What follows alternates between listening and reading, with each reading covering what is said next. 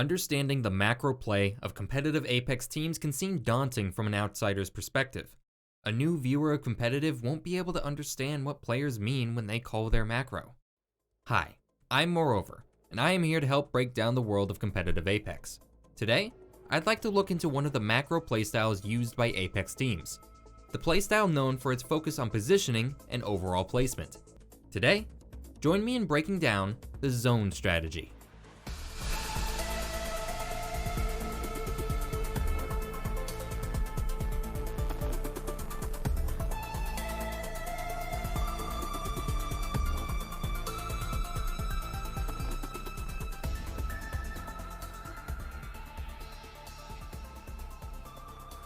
Before we begin, this video will be using terms and knowledge about general macro play in competitive Apex. If you are unfamiliar with any of the terms used in this video, you can check out the Art of the Rotate for a breakdown on macro play and rotations in comp Apex. Link down below. With that out of the way, let's get started. Zone is the term used to describe a style of play in Apex that prioritizes positioning within the ring. Unlike its counterpart, Edge, Zone would rather lose out on opportunities for fights and better loot in return for the best spots within the final ring.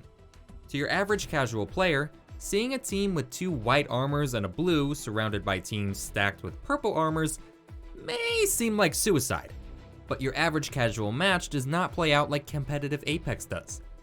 With a stacked lobby, a team has to play more carefully when picking fights. You can't just walk up on the first enemy you see. By doing that, you are far more likely to become the victim of the most dangerous part of Apex Legends, the third party. Beating a third party in normal Apex matches is difficult, but not out of reach for particularly skilled players. A third party in competitive, however, is very different. As soon as a player gets knocked, there's blood in the water, and every team nearby can smell it. Nobody wants to be the one bleeding. This is what the zone playstyle takes advantage of. Even without good loot or supplies, a zone team can hold a good position within the ring and never be pushed. Nobody wants to risk a third party, and Zone excels because of it. But there is one problem. Zone requires you to be inside the ring to get a good position. So what do you do when you are far from the ring? Well, depending on the team, you will get a different answer. Some teams will abandon the idea of Zone if the ring ends too far from them. Others will pivot and play a mix. But not everyone will so quickly abandon Zone just because of a bad pull. These teams that prioritize Zone no matter the pull of the ring are called Hard Zone. Hard Zone will be our main topic of today's video, as Hard Zone is a more clear example of the Zone playstyle overall. However, I must clarify now that what this video will detail is not all that Zone has to offer. Much of the greater nuance and microplay involved in Zone will be left out to keep everything shown here straightforward. If you'd like to learn more about Zone than what this video can share, I highly suggest checking out the streams of pro Apex players. Watching them play Zone and talk about their play will take you into a deeper layer of the strategies used by competitors. For now, however, let's get into the basics. To better understand the mindset of Zone, let's first answer the question posed previously. What does a Zone team do when the ring ends far away from them? For hard zone teams, a farther ring only means a faster rotation. Grab what you can and take the quickest trip to the ring that you can make. By skipping out on better loot, zone teams can rotate far more quickly to the final ring. To be able to do this type of play, hard zone teams have to practice and prepare their rotates well ahead of time, knowing their loot path and what they can and can't loot in certain time windows. Of course, when you bet your entire game on positioning yourself in the best spot, you better hope you can guess it correctly. This is the crux of zone play. Every team in Apex Competitive needs to spend hours upon hours studying and memorizing the different places the ring can end. But teams playing zone rely on that knowledge more than anybody else. Remember, zone teams specifically lose out on looting and crafting to get a better position within the ring. That means that if a zone team guesses wrong, they are not as well equipped to fight other teams to reach later rounds. With worse armors, less healing, and fewer bullets in their magazines, a zone team that isn't inside the zone is a more vulnerable team. That is the danger of playing hard zone. If they gamble poorly, they are left at a greater disadvantage when trying to fight their way into the ring. While a zone team stuck outside the ring can still fight and perform well, they do it without the tools edge teams will have available to them. The benefits of playing zone well, however, can be substantial. By prioritizing position, zone teams that are able to accurately predict the ring are more likely to reach the endgame of a match. Being able to consistently survive to the top 10 and beyond in an Apex game means that you will average higher overall placement points in your games. Consistency is zone's greatest value. If a team can play zone well, they are offered more guaranteed points and chances to win individual games. So, now that we understand the value zone brings to a team, as well as the risks involved, let's break down what a team needs to be able to perform in zone, starting with arguably the most important reason why a team would play zone: their landing spot. One look at this map of World's Edge and you can see that not every point of interest is created equally. The size of a POI, its position on the map, and its loot quality all influence how a team plays.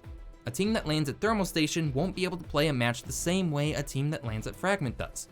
To even have a chance of winning a competitive match, a team has to claim a landing spot that best suits their team's style of play. The best landing spots are ones that offer a team as much versatility as possible, as well as good loot. As mentioned before, however, no POI is created equally. While places such as Lava Siphon and Big Mod will offer teams a full course meal of good loot, positioning, and beacons, other places such as Landslide or Fragment East don't offer much more than a breakfast of basics. But remember, hard zone doesn't rely on good loot to perform well in. Position above all else. That is the zone motto. That means that zone teams will place greater emphasis on the position of their POI. In saying this, that does not mean that zone teams will prefer to play at a weaker overall landing spot just because of their position on the map. Sometimes, a team can find the best of both worlds when picking their landing spots. Here's an example of a few points of interest that favor zone: Overlook, Geyser, and Survey Camp on World's Edge, and for storm points, Command Center, Cascade Falls, and Antenna. These POIs are better suited for zone for a few different reasons: the time it takes to loot them, their overall position on the map, and how easy it is to rotate out of them. Now, you understand some of the basic ideas of zone: play for positioning, loot fast, and rotate even faster. You also understand what a team looks for in a landing spot when they want to play zone. But before you can truly say you fully understand the basics, we first must detail what team compositions a zone team will use. Warning! Team comps used in competitive Apex vary wildly based on a team's preferences and skill sets, and can change even more dramatically depending on the current meta being used in Apex Legends. Anything discussed in this part of the video is subject to change. Now, when choosing their legends, zone teams will still follow the same principles as shown in every other part of this video: position above all else. That means that playing legends suited to finding good positions and holding them are best for zone. Who would those be? First, a controller legend is nearly always required by a zone team. Being able to use ring consoles and see the next ring location is a huge advantage in predicting where the ring will end. Controller legends also offer the benefit of being able to bunker down in any location you're hiding, placing defenses that will help deter anybody from pushing you. Any of the controller legends currently available are suitable for zone play, but as of the making of this video, only 2 see any consistent play at the highest level. For zone teams, Watson and Catalyst are the backbone for them. The second most important role in a zone team is their rotational legend, a legend that is best suited for getting their team into the best position possible. The rotational legend has to have utility that helps their team move safely into the ring. This role is largely dependent on the current meta and player preferences. In the past, Wraith was a favorite for teams, as her portal offered a safe way into later rings.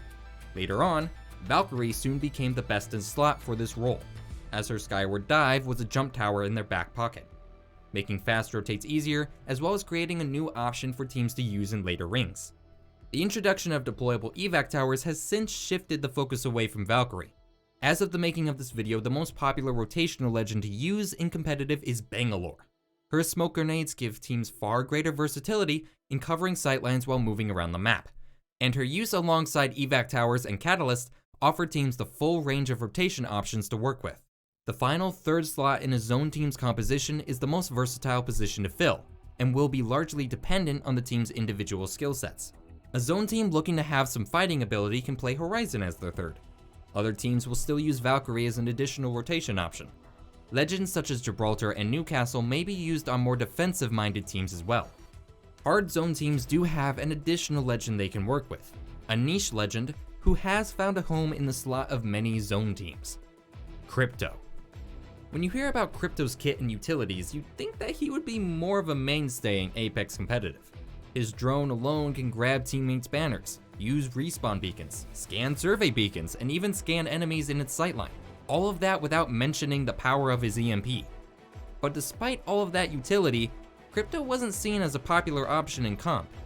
While his utilities were great, having a member of your squad sitting in a corner while looking at a drone was a less than popular option in matches as hectic as Apex. But on a hard zone team, Crypto was able to bring out a whole new level to both the macro and micro play, because Crypto can do something that no other legend can: safely scout better positions. This is Game 2 of the ALGS Year 3 Championship Finals. We're on World's Edge with the ring ending on the east side of Skyhook. However, a majority of teams believe that it is ending in Survey Camp. This creates a problem for the teams in the survey side, especially Ascent. In this game, Ascent is landing at Geyser and has low priority to the ring. Despite their hard zone playstyle, they make the call to slow rotate and play for the round 2 ring console instead of rushing into Survey Camp. While slow rotating is a risky move for zone teams, being able to know where the ring will be in round 3 can help pinpoint the best spot, even if it means waiting to move in. You good? Oh, This Skyhook. Let's go that way. Van is open. This pays off for them big time. They learned that the ring is ending in Skyhook instead of Survey Camp, knowledge that a majority of teams within the ring won't know about until the start of round 3. They also scan the survey beacon, showing the location of all players on the map.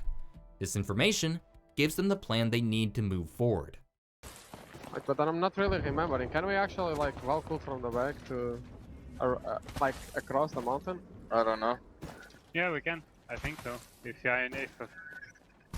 I think so as well, but not really 100% sure, you know?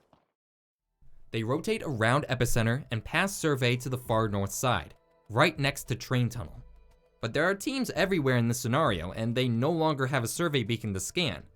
Ascend plans to use the Valkyrie to fly over the train tunnel mountain and land in a godspot on the Skyhook side, but they have no physical ability to see what is safe and what isn't in Skyhook. If they ripped the Valkyrie right away and went over, they would not know where to land, and could end up inting an enemy team. This is where Crypto thrives in a zone team comp. No. Not here, maybe here. I'm just looking for 99. Can you give me 1 minute so I can actually check? Like, okay, they're checking my drone. Okay. Let's just calculate. I think with 1 minute I have enough time to check the van. If the van is free, that's actually huge. Yeah, I think it's enough to Valkyrie. Yeah, should be now. We can always up. Like, Van still looks free. Yeah, van is free. Let's do it. Okay. You do it here. Okay, it's fine. Fuck I it. can only do it here, I checked. Yeah, nice, okay. Fine. From left side, yeah? Yeah, left side, there inside. Yes. Yeah.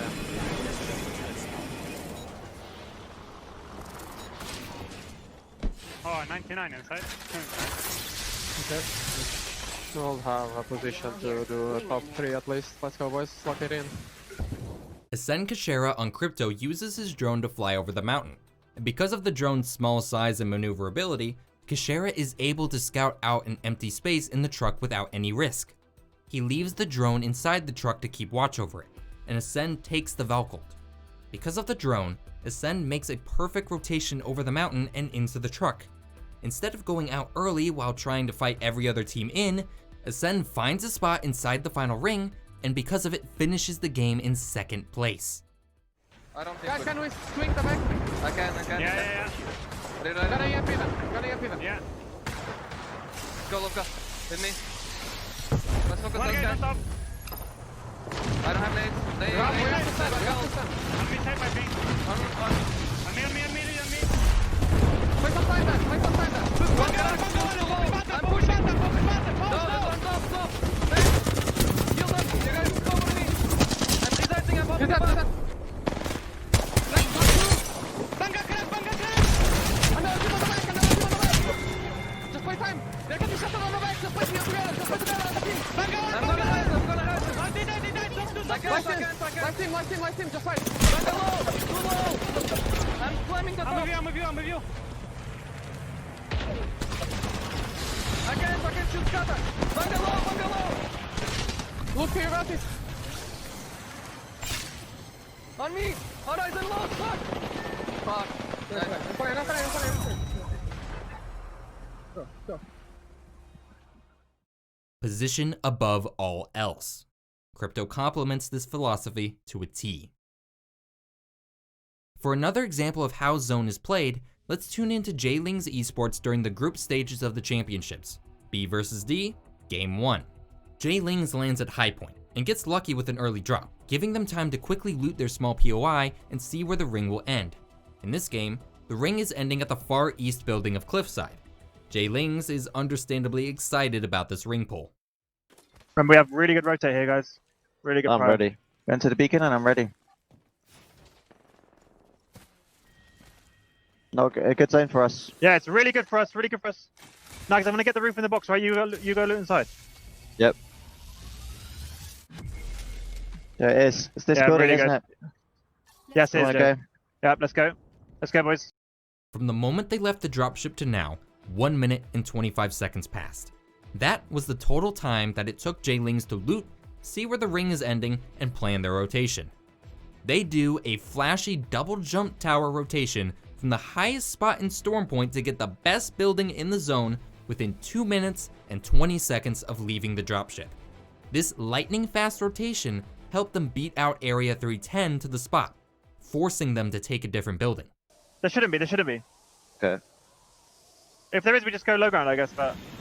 Here, yeah? Yeah, focus on your flying, don't fuck it up. Slam it down straight away, Nags. We'll do it. Let's go, boys. Look, we're going for yellow ping, okay? We're going for yellow ping. Listen Yeah. to me. If there's a team there, we're gonna land behind them on the fucking down ramp towards the cannon. You know what I'm talking about? Down right towards... Yeah. They're probably, be ready for them to fight us straight away. They probably will. Blackhand has no beacon. We might be the first team here if we can beat this team in front of us, okay? Yep.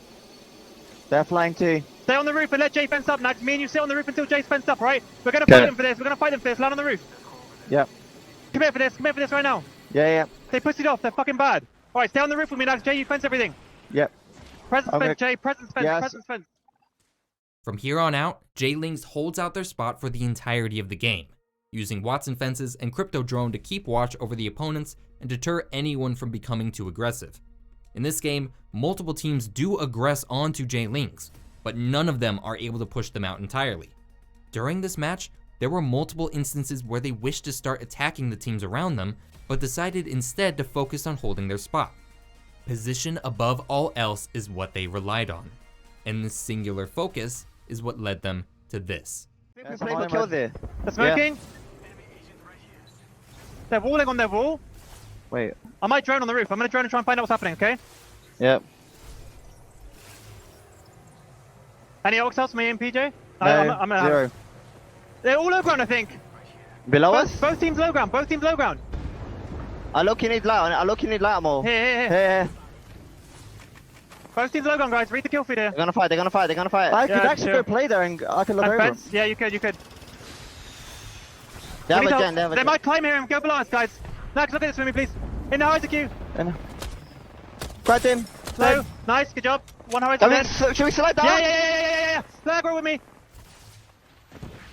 Dead. I don't know where they are. Yep, just chilling. Find a knockdown, Max. Oh, two on my side, banker. Dead. Nice. I'm gonna Once I I can. I'm pulling Just chill. I can't. Yeah, we're going to you now. Hey, what's we got on the heady? Kill this guy in the middle. I can't buy me. Cash on me. Pop on about. Cast one below me. Power Cast about, one hold on. below me. Cast one below me here. She might have got armor swap though. Dead. Last one. Nice. Nice. Good job. Good shit. Good job, Jay. Good job, boys. Beautiful. Well played.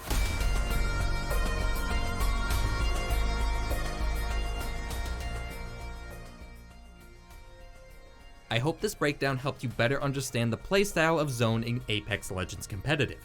If there's any other facet of competitive Apex you'd like broken down, let me know in the comments. Otherwise, this has been MooreOver. Have a lovely day.